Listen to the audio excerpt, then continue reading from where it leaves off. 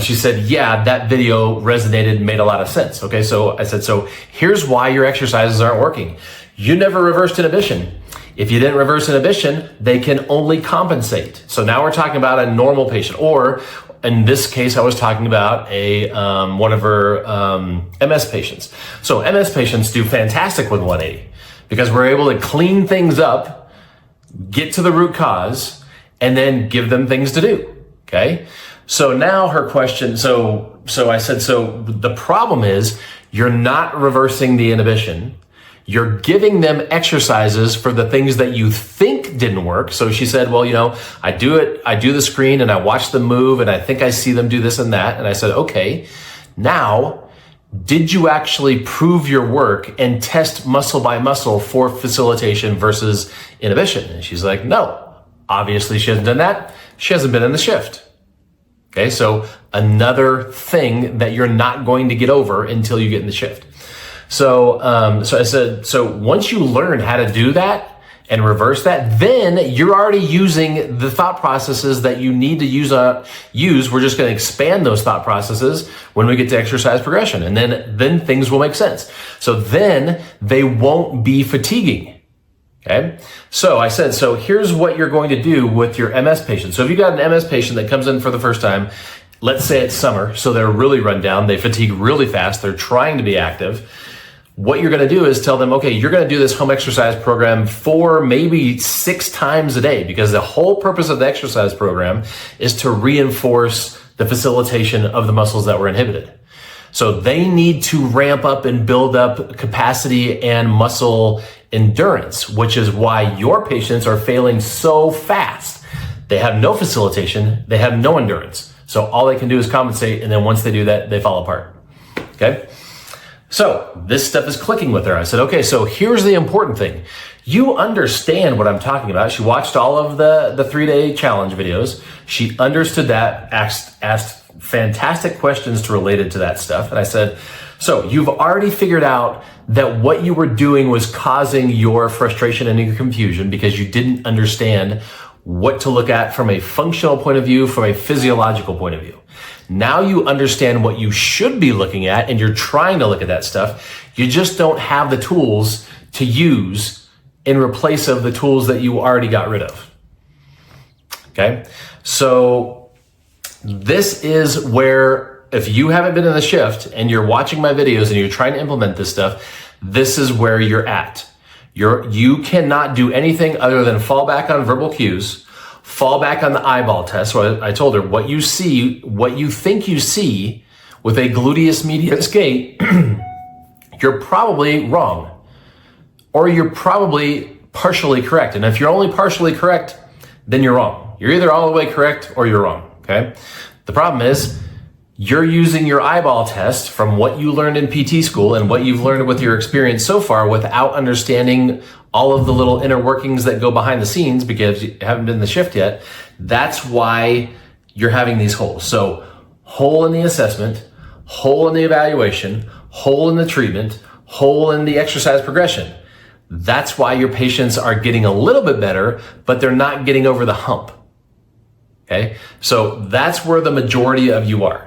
Until you fill in this little hole and that little hole and that little hole, which is not going to be hard once you figure out how to do it. Once I help you figure out how to do it. The hard part is when you've been trained a certain way and you only see things a certain way, you can only do things a certain way.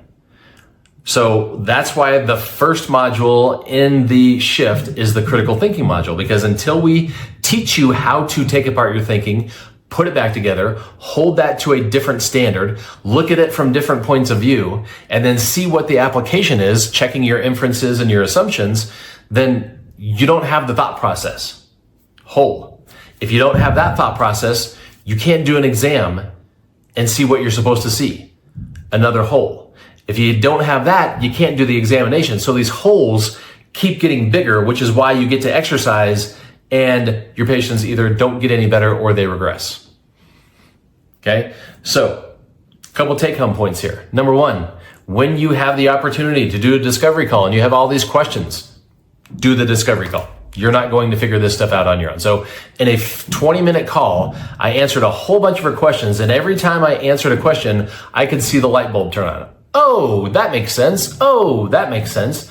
Because I'm giving her information from my point of view and my experience, which is completely different than her point of view and her experience. Okay. So when you have the opportunity to do a discovery call with me, do it. Number 2, understand that you only can do what you understand and what you know and what you have experience with. And the only things that you have experience with and understand up till this point is what you were taught in the broken educational model and what you're experiencing in the broken medical model. So you are pretty much handcuffed when it comes to getting over the hump and doing something that's actually going to have a huge impact on your patient's progress and your career. Okay. Number 3, keep asking questions, keep moving forward. Understand when you get to those sticking points and you get to those hurdles, the reason why is because you don't have all the stuff that you need. And you can spend years. So a couple of you, if you saw the story that I posted yesterday, somebody texted me or DM'd me and said, thank you for all the information. I've learned so much, yada, yada, yada. I'm starting to get the hang of this and I'm changing my thinking and I'm working really hard on it. He's been following me for over 2 years. So if 2 years ago, he would have said, wow, this sounds really interesting. Start playing around with it. Start seeing that he's able to figure some of this stuff out, but he can't figure all this stuff out. If he would have gotten to the shift 2 years ago, he would be where he wants to be today instead of still trying to dig through all this stuff by yourself. I am here throwing you a life jacket. You're out there struggling. And after you tread water for so long and the seas get rougher, you eventually run out of energy and you can't tread water anymore and you drown. Okay. So instead of spending 2 years driving yourself crazy, getting little bits and pieces and be like, yes, I got it. And then no, I didn't get it. Just join the shift. If he would have done that, he'd be an expert right now. He'd be doing his own thing, whatever he wants to do, getting phenomenal results and not trying to learn things by himself without the knowledge that he needs to learn those things. Okay.